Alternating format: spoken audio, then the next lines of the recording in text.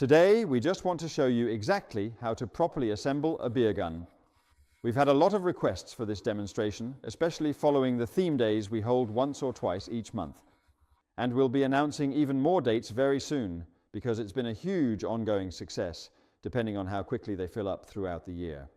Of course, we'll also have some exciting theme days coming up in the fall season. So right now, I'm going to assemble a beer gun completely from scratch, so you can see exactly how it should be put together. Just to take a quick note of the presentation, this is exactly how the package looks when you first receive it from Brewolution. We make sure to include quite a bit of extra equipment and various useful accessories compared to the standard version you might find.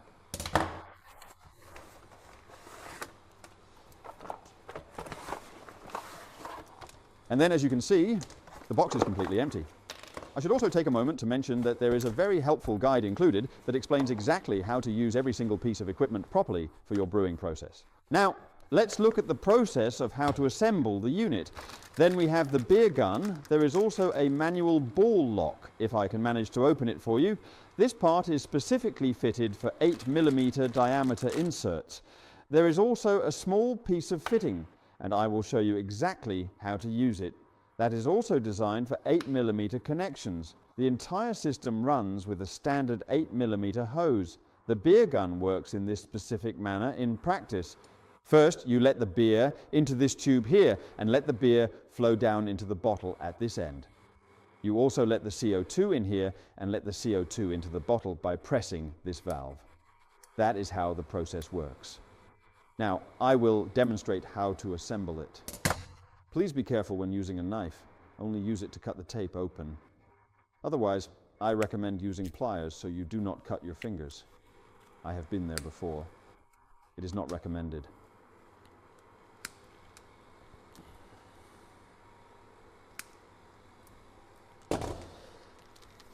There are two different hoses provided here. These are 8mm hoses. First, you take the beer gun in your hand, and then you take this specific fitting piece, which also conveniently fits standard grey and black ball locks.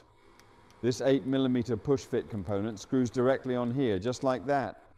That particular part is for the CO2 connection. And then there is another connection for the beer right here. You simply just slip it over the top of the steel tube.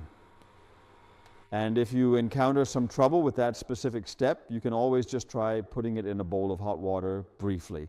What you really need to be aware of is that when you choose to do it this way, over a long period of time, you run the risk of getting a small crack right here, right where the steel meets the plastic. So if it eventually gets a tiny hole there, it will start to draw in false air, and then the beer will begin to foam up excessively. So now that we have finished this, we have successfully connected the beer line.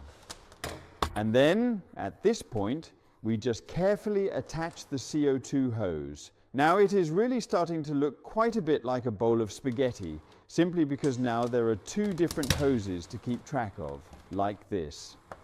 And this specific one for the beer, it fits perfectly onto the connector right here. Yellow and black. Remember that black is always for the liquid, meaning for the beer. On here, there we go, it is all set up now. Just to give you a comprehensive overview of the process. The next step we need to focus on now is to properly connect the system to the CO2 bottle and also to the keg. So the next step in this sequence, and that essentially means it is an extra purchase for you. If you only buy a beer gun by itself, you will definitely need to go out and invest in a separate CO2 bottle and a compatible regulator. We can just pull this piece off right here. It is really just some simple protective covering that was placed on the unit for shipping.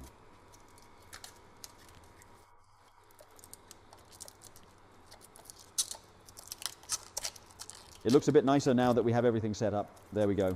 Because what is absolutely important to understand when you are operating a beer gun is that you need to utilize CO2 for two distinct purposes. First of all, let's look at the keg, which is the vessel where you are storing the beer. In order to be able to push the beer out of that keg and through the lines, you need to apply a consistent amount of CO2 pressure. But at the same time, you also need to use it for another important task in the bottling process. You can also choose to purge the bottle first, which essentially means you fill the entire bottle with carbon dioxide gas before you actually put the beer in. This specific process requires you to split the carbon dioxide flow into two separate lines. For that purpose, You should buy a plastic T-piece in an 8mm size. Then you can always cut a small 10 to 15 centimeter piece of flexible hose. Attach the hose right here and it fits perfectly into the fitting, which is also exactly 8mm, just like that. And it doesn't really matter which of the two ports you decide to put the different CO2 hoses into at this stage. Now I will take the one where I need to get the CO2 gas down into the keg, which is necessary so I can push the beer out, take that side and secure it. And the other one, as you can see here, it is important to notice the distinction. That is the CO2 line. I will put that one into the other connection point here, just like that. Can you see it? This part right here is the T-piece, which helps distribute the gas flow through the system.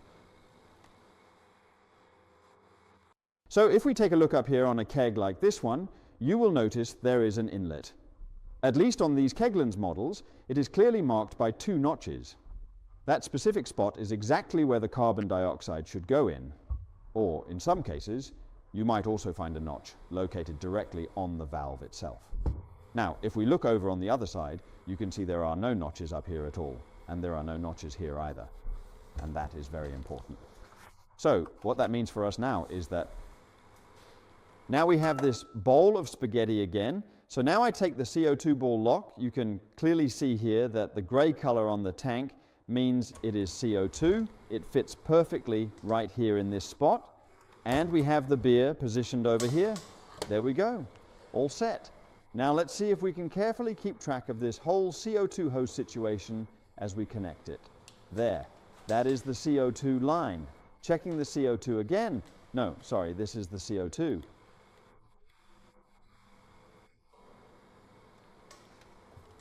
In our previous video with Beergun, we demonstrated the proper techniques for how to tap the beer correctly. Go watch that to see how we do that. Otherwise, go check out our website for Beergun packages and more.